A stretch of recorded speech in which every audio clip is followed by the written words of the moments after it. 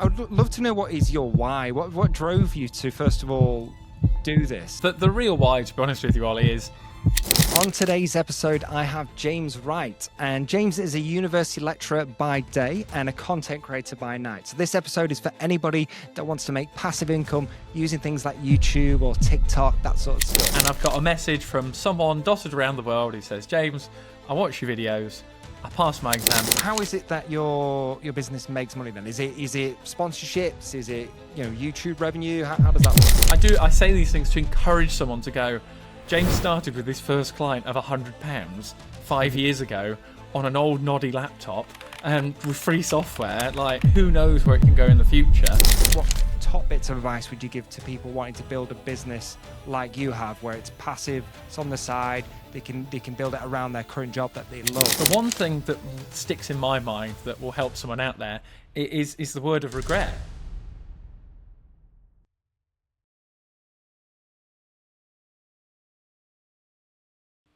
So James, thank you for joining me on this very warm summer's day. Thank you very much, Ollie. Really delighted to be here, and you can probably tell with the sunshine on my shirt. So looking forward to getting stuck into our chat today. Perfect. Yeah, I'm in our, it's like a corner room in our offices, and it gets very, very hot. So I've got an aircon blowing at me as we speak. So hopefully it doesn't get too warm. So where I'd like to start, James, I'd love to learn a bit more about you, right? A bit more about your background, really what got you to where you are now, if that's okay. Yeah, absolutely. I'm a qualified ACCA accountant living in the UK down in Chichester. So by day, I run the accounting and finance programs at the University of Chichester. And then by night, I'm a sort of, dare I say, social media person that creates content, helps thousands of people around the world. So I produce educational videos from my experience. I've worked overseas in America. I've done a master's, might do a PhD. And I sort of remember going through my journey, I went, I wish I had someone online that would just sort of say it how it is. So that's what I'm looking forward to in our conversation today, that you can fire away anything you'd like, Ollie, and you'll get a 10 out of 10 response from me. Amazing. And I'd love to learn a bit more about first of all, what you do your day to day, and more about what you do in the evenings as well, or in your own time. So maybe let's start with your day to day. What does that look like? Well, as the viewers would imagine, a lecturer teaches classes face-to-face, look after the undergraduate and postgraduate students. But then what I really like on top of that is the extra engagement thing. So networking in the local area, taking my students on trips. And to be honest with you, the best part of my job is logging onto LinkedIn and seeing that they've passed their exams, they've got onto a super grad scheme. I was doing a TikTok live the other day, and one of my students from a decade ago is now qualified accountant, chartered tax advisor, and I didn't know who he was on the live stream. And he said, I'm a qualified accountant at CTA. I went, oh my word, you're going to be on at least 60 to 90,000. And he told me he's in his mid-20s. And then he told me, he went, I'm one of your old students as well. I went, no way. That is wicked on there. So yeah, I love the stories and catching up with people in a long time, and it's cool. That is amazing. And so obviously, that must be so fulfilling just to have like the previous, students come back to you, right? Yeah, it's like no other job. I don't really see it as a job, to be honest. I absolutely love what I do. I tell people that, and I know it's a bad thing to say. It's not really a job, but it's a case of what you do. You turn up to work every day. No day is ever the same, and you just never know who you might help. So. Perfect. I love that. And then let's discuss your what would you refer to? It's just a separate business, would you refer it to, or would you call it just a content creation stuff that you do? How would you define it? Well, when it started off of me with my sister's phone recording videos in my mum's kitchen, it was literally just me sort of talking to a camera, and my parents were there going, hang on, which country are you talking to today? I said, someone's left a question from India, Mum, today. And when I got my first client who paid me £100 for a video, I went, no one's going to pay me £100 for a 45-second video. But they did. And then it spiraled from there. That's when the YouTube channel was born. Then we started posting videos on TikTok and Instagram. We had a few paid collaborations with some rather large companies on there. It's led me to travel around the world to meet the people who watch my content, which is mad in itself. And yeah, it started off as a little sole trader, just turning over a few £100s here and there. And then we got our first 4-figure client, which was just amazing when I went, oh my word, is that email, a scam or something like that? So for anyone who's listening to this, I have no training in social media marketing. I edit my own videos. I don't hire anyone. I probably should, but I enjoy the process. I do all the thumbnails. I run on no budget, so I use free software. Use Canva for all the thumbnails and stuff, and I just do the editing in the gym. So my fitness from running this business has actually gone like that. But I'm doing 15,000 steps a day now, so it's great.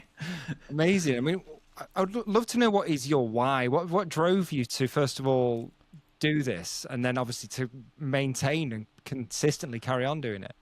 Oh, you've got to love it, because there are the days when you just go, oh my word, I can't be bothered with today. But the real why, to be honest with you, Ollie, is I wake up in the morning and I can log onto my computer, check my DMs on Instagram, and I've got a message from someone dotted around the world who says, James, I watch your videos. I passed my exam. Just wanted to drop you a little message saying massive thank you. It's helped me to buy my first house, or I've got a pay rise at work, or I've moved country. And you go, oh my word, can I just bottle that up? And I just look through some of them, and it's just amazing. And when I bump into people, true story this, I was on the London Tube Underground, and when you're looking at the screens, you're sort of not knowing where you're going. This guy nudged me and said, oh, hello, are you all right? I went, uh-oh, am I in trouble here, or do you want something from me? And he went, you're not James from YouTube, are you? I was watching you last night. I went, no way. Having a chat to this guy there as well. So you just never know where these stories happen. So that's another why that it's just so funny. Do you get that often? Do you get many people bumping into you, or is it just...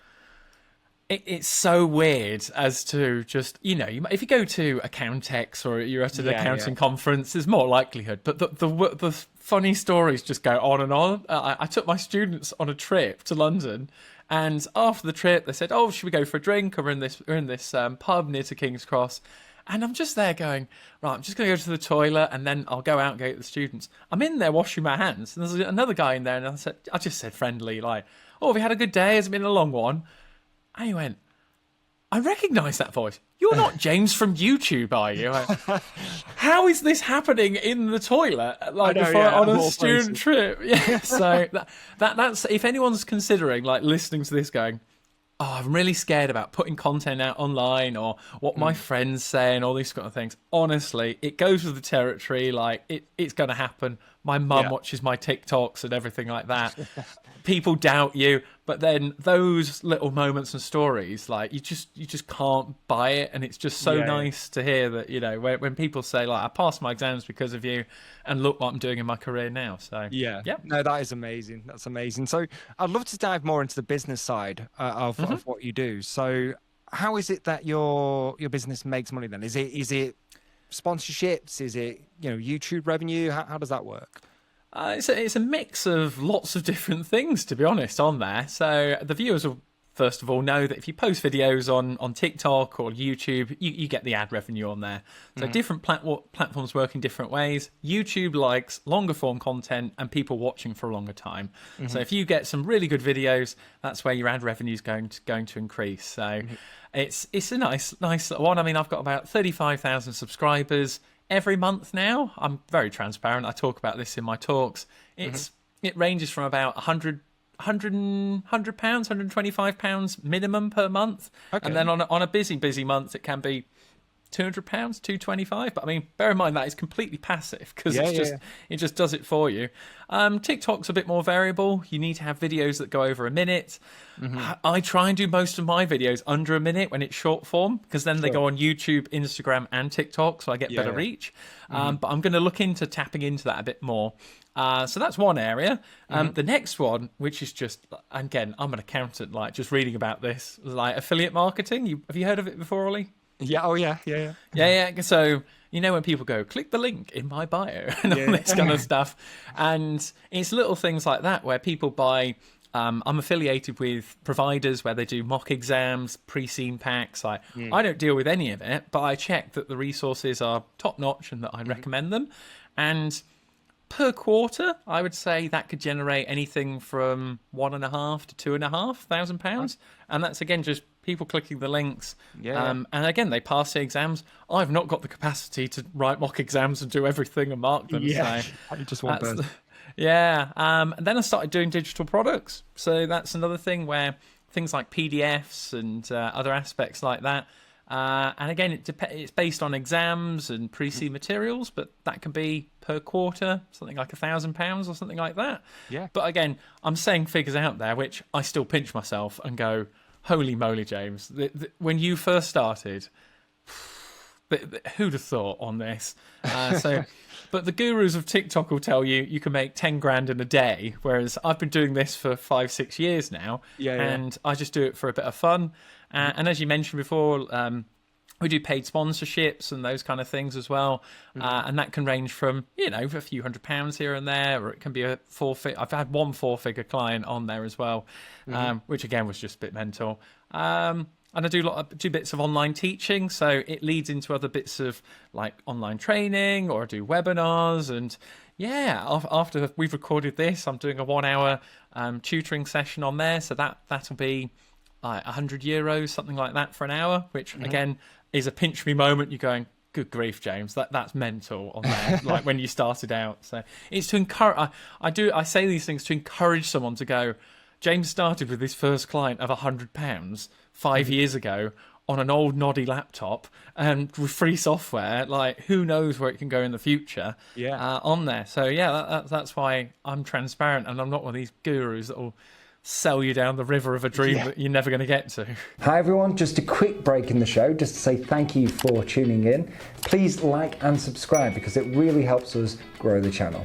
This podcast is brought to you by AdPeople, a digital marketing agency that's been helping small to medium-sized businesses grow for over 2 decades. If you're looking to get more clients for your website, then AdPeople's team of experts can help you make that happen. Drop them an email at consult@addpeople.co.uk for a free, no-nonsense chat about where you are now and where you want to be. Don't forget to mention the Early Bird Business Podcast is how you got there for exclusive offers and discounts. All right, let's get back to the episode. Yeah, exactly. I mean, was the goal at the start of your journey, was it to make money from doing it, or is it? Yeah, I didn't think it was, to be honest, from where you absolutely. You know what? When I first started, I don't actually think I even had sort of like a goal or anything like that. I remember, like, we had in my mum's lounge, like, she was doing the painting behind. So my first goal was just try and upload 1 video a day, because I thought, right, what have you learnt over the years, James? Learn from people that have already done it before you. So I found YouTubers, and one of my main goals was to hit 100,000 subscribers on YouTube, because then you get, the silver plaque on there. And I thought, wouldn't that be quite cool to get? So a guy called Ali Abdal, he's a YouTuber, was an NHS doctor, now turned YouTuber, just said, if you post 100 videos and upload 1 time a day, you'll gradually get better and you'll understand the process. I thought, he knows what he's on about, followed his advice. And you can see in some of the old videos, he's just said, don't worry about the sound quality, just get the content done, get familiar with like being on camera. And it's changed my life. It's wicked, and never look back now. It's cool. Amazing. Is it still the goal to get to that 100,000? Oh yeah. But I don't think of it as the 100,000 now. I think of it as the amount of people who I'll help on the way, because we're at 36,000 now, and the YouTube channel's just about to hit 2 million views. So I'm thinking, oh my word, that's another sort of 4 to 5 million views and people around the world that we're going to help on the way. So that's pretty cool. So that's a really cool way of looking at it. Yeah, for sure. I mean, do you have business goals then in terms of revenue then? Now you're starting to make money. Are you thinking more about, okay, how do I sort of grow this side of it, or is that not the way you think?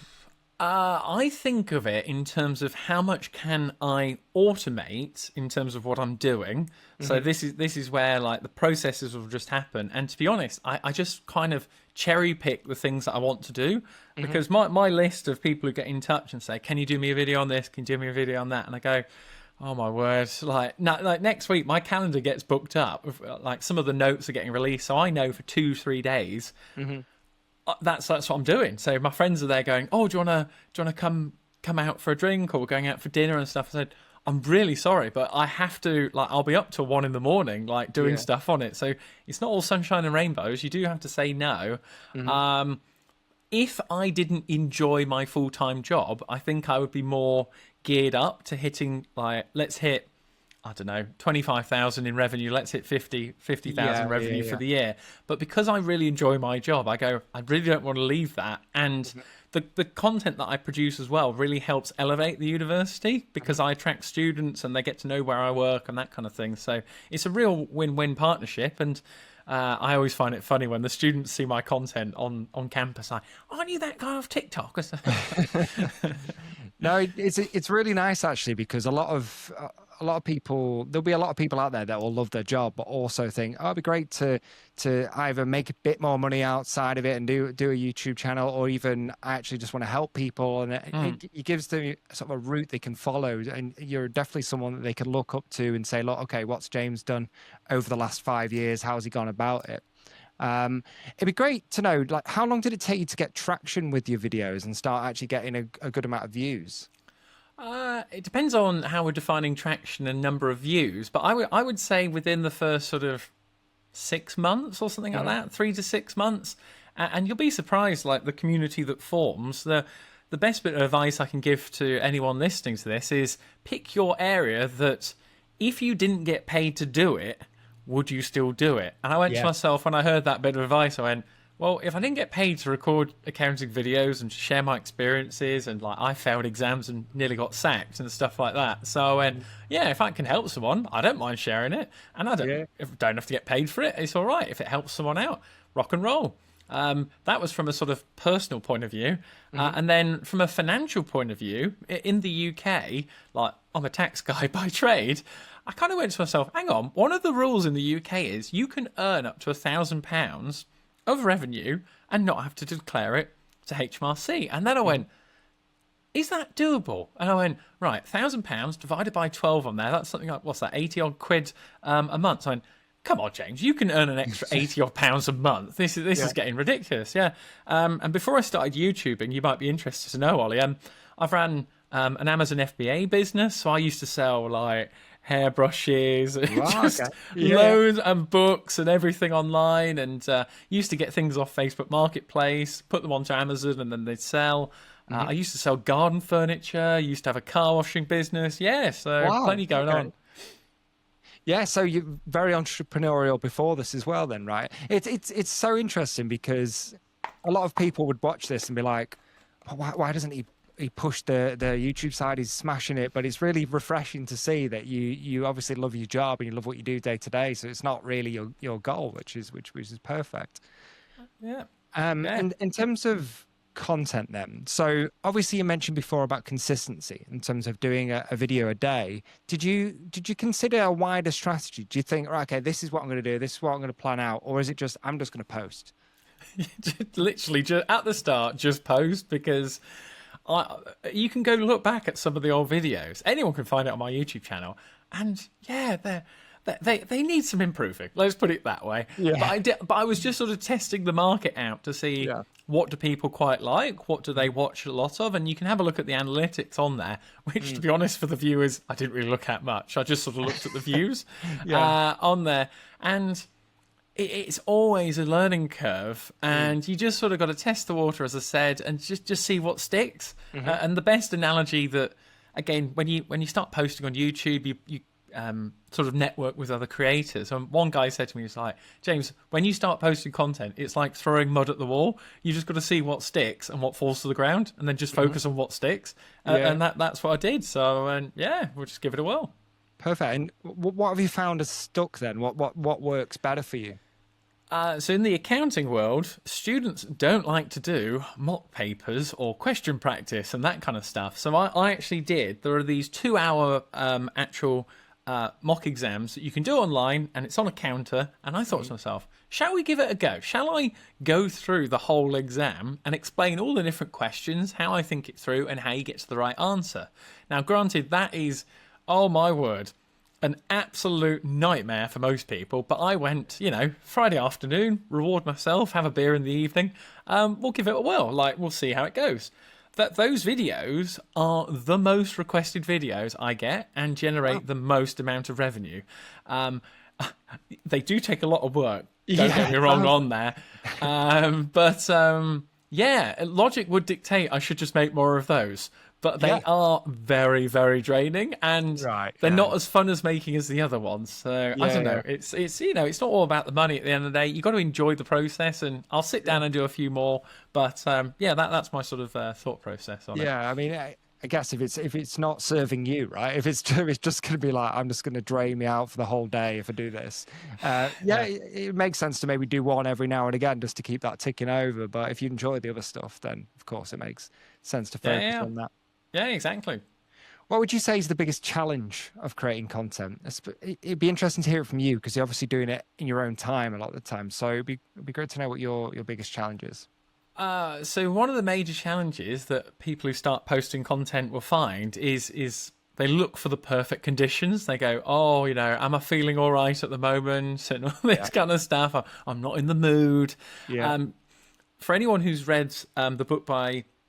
I think it's Tim Ferriss on there for the 4-hour work week. So trying to get really strict on how you spend your time. And then if you link it to Atomic Habits as well on there, that's another fantastic book for people to read. Is you've got to work out the process of when you make the videos and how are you making it as frictionless as possible. So my thing with the videos is I record them. This is how I do it. Works best for me. Record them in my delightful room. Here you go, on here. And this is just on my phone. If I'm doing a short form content, I'll record 2 or 3 in my room, and then what I'll do is I'll go down to the gym in the afternoon and then go and edit them either on the bike or on the treadmill. So that means I can edit it on there. I'm getting in my steps. I'm feeling productive. I can also listen to music and stuff. And then 40% of people watch videos more if they've got captions on it. So if you're doing captions, you just sit on the bike. AI will generate all the captions, and you've just got to go through and spell check it. And then at the end of the gym session, I've done 15,000 steps. I've done 3 videos that I can then send to my computer. And then when I get home, I can put one onto YouTube, one onto TikTok, one onto Instagram. And I know each video goes across 3 platforms, and minimum views will be 10,000. So those 3 videos will get 30,000 views minimum, I would say, on there. So you go 30,000 views and a gym session, and it helps people out, and it might be for a paid corporate sponsor as well. That's a win-win-win. There you go. You see, so you got to gamify it as well, and the other thing is like in the evening, have a reward for yourself. Like I tell my students, like if you like chocolate, Chinese food, glass of wine, beer, whatever it is, have that as well. All these little things like are the little marginal gains that it takes you to it. I love that. You've almost hacked your evenings there in terms of I need to get a workout in, but I need to edit these videos, so I'm going to do them all at one time. I never would have thought of doing that. It's just little things, but then it from a person to person point of view, it's a case of you then really start to appreciate your time. Like every hour is critical. That my friends know what I do on there, and they go, right, James likes to do his marathon training, triathlons, runs his businesses, works with students, really proactive, travels around the world. If he's coming out for dinner with us or he's making time, like he's a busy guy. Like his phone's ringing like every day, and I don't mean that in a obnoxious way and stuff. It's like when you start adding value to the world, people then want your time and they want your sort of expertise on there as well. So that's another benefit for the university that I work for, that people then start to research me and then they find the university as well. Yeah, no, perfect. And is there any bits of advice or anything you'd wish you'd known before you started this journey? I wish I'd have started sooner, to be honest with you. That would have been a massive one. The other thing, I wish I'd have read more books, especially if we've got teenagers or youngsters. Not that I don't consider you and I youngsters, Ollie, of course, on there for it. But just reaching out to people who have already done what you want to do. So if you want to go work for the big 4, like, go work PwC, KPMG, whatever, go connect with 10 people on LinkedIn DM all of them saying, would love a little half an hour chat. If you're in the same place, I'll get you a coffee or something like that, or can we do it online? You'll be surprised how many people will help you out. And that is where your learning curve goes up so much that it just saves you so much time, saves you making so many mistakes on there, all these different things. So yeah, don't be afraid to reach out. You know, the worst they can say is no. That's it on there. Yeah, 100%. So almost getting advice from the people that have already been there, done that, already walked that road, right? So that's great advice. Yeah. The other thing that I found interesting is your setup in terms of your equipment and what you use. It's not as if you've invested in £30,000 camera, and it's like it's very low cost, which is great because that barrier to entry, it just shows everybody out there watching this or listening to this. You don't need to invest loads and loads of money into a big studio setup in order to get some traction and get going. What's the reason behind sticking with it, though? It'd be great to understand really why are we sticking with the setup. So for context for people, I have a lovely speaker which a company gave to me because I did a project for them, and they said, oh, you can keep that as well afterwards. That's a nice good old speaker on there. I got a free ring light off my sister that she didn't want anymore, and then these headphones are, I think, from my mum or something like that. She was going to throw away. So the main reason behind it is, to be honest with you, with pure efficiency, because I'm sat now where the natural light comes in from my window. It's all about reducing the friction from actually like going through the process. So when I've got my speaker here, which is decent, I could invest in a better one, but it still does the job. The ring light's there if I need it.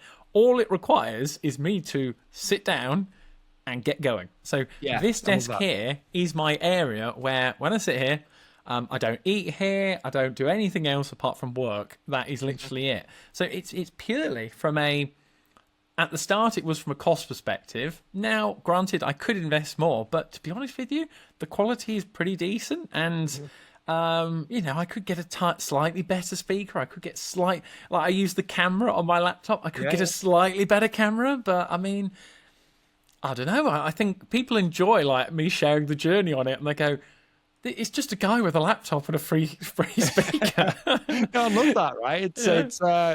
It's real at the end of the day, and I think you're absolutely right. And I love that you chose the word you chose there was efficiency rather than anything else, because to give people context watching this, it takes me and my team maybe half an hour, 45 minutes to set up the studio that I'm in right now. So it's, again, that's quite a lot of friction, quite a lot of effort. If we want to shoot a video, it's like, okay, right, we've got to go over there, get everything set up first.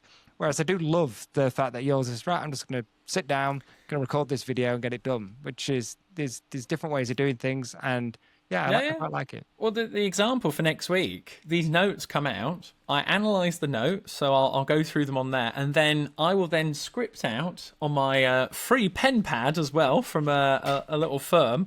So I literally just go pen and paper, write it down, and then I will do 6 to 8 10-minute videos all in one go in one morning.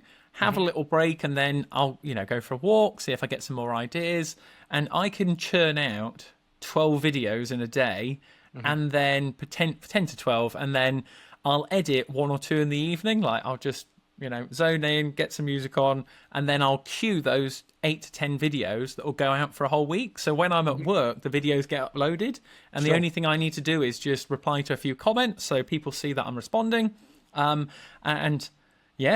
one of those videos, or the set of videos that grosses like minimum £1,500 now. So you're going, but it's pure efficiency, and because I'm first to the market on it, and that's why. Amazing. I love that, because it's just, once you've put in the effort, it's passive then after that, right? And it's just continuing. Again, does it take much out of your personal life in terms of, do you have the time to do, maybe you don't want, maybe there's stuff that you don't want to be doing, but it's how much is it eating into your weekends and your personal time? So in the past, it used to take up a lot of my time on there, but nevertheless, I was still running 5 times a week, still socializing with friends and doing things. It's you've got to make it difficult for yourself. Alex Hormozy talks about this. Make it really difficult for yourself to not get distracted. So I don't have Netflix on there. I still actually don't have a Spotify account as well. I have the free one on there. And then when everything that I do, like when I walk to work, I'm listening to my audiobook and all these kind of things, but I will book things in my calendar accordingly. And you've got to get really focused about when you're most productive. So when it's recording videos, or like when we're recording now, 8 a.m. till about 1 p.m. is like my, I call it like my green zone, where I'm like full of energy. You'll get the best output from me on there. So that is when I do specific tasks. And then in the afternoon, I'll do maybe some video calls or emails. But most people just do like emails in the morning, then sit around for a bit, then they'll play on their phone, then they'll sit and watch TV. Like I don't have a TV. Like all these things. Like I haven't watched a film this year. Oh, actually, that's a lie. I've watched The Accountant 2, but I only watched 50 odd minutes. But yeah, no. I love that. Yeah, but it's for everything I say, for every one thing I say yes to, I then say no to probably about 50 things on there. So great. Well, one thing the word I'd use to describe you, James, is I think you're very structured, which is great. And I can tell you've read Atomic Habits by the way you sort of go about your life. What would be, if you had to say, what's your one habit that you do that you think gives you the biggest impact? Oh, it's a real easy one, to be honest. It's just drinking loads of water every day. So like literally every day when I wake up, loads of people, it amazes me, don't drink enough water. And especially when it's a hot day like in the UK today, I must drink 5 to 6 litres of water a day easily. And it just helps my concentration. I'll drink at least 500 ml to a litre in the morning when I wake up. And it just gets me going for the day on there for it, I would say. And the other thing about the habit that I've got is sort of the way I think now. I'm a lot more optimistic rather than pessimistic on there. And, you know, I really back myself in whatever I do. And I was chatting to my friend yesterday about it. And she's like, oh, James, you're doing this webinar and you're off to Canada to do this talk and conference. And like, I just don't get how you do it. And we were just there having a swim. I said, look, the one thing that sticks in my mind all the time that I say to myself, I'm not really sort of affirmation kind of people, but I just went, look, James, if there's one person that can pull it off, it's you. So I went, yeah, I just say that to myself all the time. Amazing. I love that. So I love that, first of all. One thing I've done recently is I've cut out caffeine, and I feel like that's massively helped me. And I've been drinking a lot more. Obviously, is my water bottle here. I'm doing exactly the same thing, and I found it's a huge difference, especially focus, because I'm very ADHD, sort of all over the place usually. So yeah, I agree with that advice. Last question I'd like to ask you is, what advice, or maybe what top bits of advice would you give to people wanting to build a business like you have, where it's passive, it's on the side, they can build it around their current job that they love? What would be your best bit of advice for them? Oh, really good question. And well, this is for, I guess, for people who, even if they don't like their job, they might want to start it on the side as well on there. Well, the first thing is taking that leap and starting. That's one of the things that most people have, that fear that, oh, what will my family think? What will my colleagues think? All these kind of things. What if I fail? What if it doesn't work on there? That's the first thing, that nobody goes into it knowing all the solutions or anything like that. Yeah. When I started my Amazon business and products were getting shipped in, and my mum was there going like, what have you got in all these boxes, and how are you going to get rid of all this? I was like, people doubt it, because, you know, think to yourself, like listening to this now, like, how many people do you ever talk to about investments, running a business, all these kind of things? When I go to Run Club, most people talk to me about, because I'm really good at running and I'm really good at business and investments and these kind of things. Everyone else is so scared about it. So my first bit of advice would be, get in a sort of network of people around you who you can have these conversations with, and then you'll get a lot more comfy about it. That's especially when I'm at the university. I talk to my students about it all the time. And then the one thing that sticks in my mind that will help someone out there is the word of regret. It's a case of, like, if you look back in 5 years' time, 10 years' time, and you go, oh, remember that business idea that I had? You don't want to look back in 10, 20 years' time when you're getting a bit old and grey and going, oh, I should have started that business, should have invested in the stock market, should have asked that girl out, whatever it might be. And then when you get over that as part of the fears, that's when the disciplines kick in, because the disciplines weigh ounces, whereas the regrets weigh tons on there. And that's where I just go, no regrets on these sort of things. Get on the plane, post the video, do the thing, and just sort of go for it. I love that, James. That's perfect, James. That's where we'll stop for now. If someone wanted to get in touch with you, follow you, find you, how would they go about doing that? So if they go on to YouTube, LinkedIn, Instagram, TikTok, and just put in James Wright, ACCA, or James Wright, University of Chichester, they can find me on there. Get in touch. Best way to get in touch with me is drop me a voice note. I like voice notes. It's when I do my little walking around, get the steps in. And if you're going to, last final thing, if you're going to message someone who you really want to talk to, just say what you want straight away. I get hundreds of messages saying, "Hi James, how are you?" And I'm like, have you got a minute that I can have it? I'm like, oh my word, just tell me there and then. So do it. Amazing. Love it. So thank you, James. I appreciate your time. And it'd be great to speak to you again at some point. Cheers, Ollie. Thanks again for the invite. Hi, everyone. Thank you for tuning in. I hope you enjoyed today's episode. If you could do us a huge, huge favor and like and subscribe.